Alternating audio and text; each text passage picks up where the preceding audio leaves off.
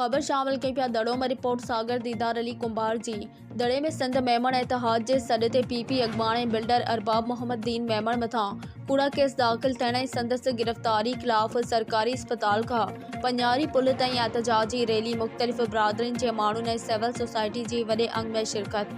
अरबाब मोहम्मद दीन मेमण जी आज़ादी लाइ नारा, वज़ीर आला हाउस आॾो धरणो हणण जो ऐलान।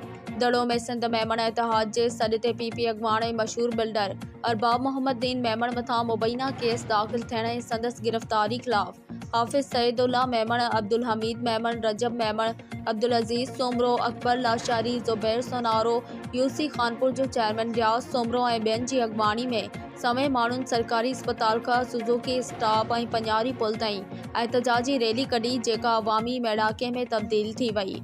रैली में समूरा इतिहाद, GUI ऐं सिविल सोसाइटी समेत समें माण्हुनि शिरकत कई।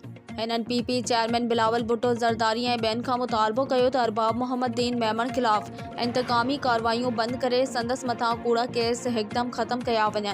ॿी सूरत में वज़ीर आला हाउस कराची आॾो एहतजाजी धरणो हंयो वेंदो।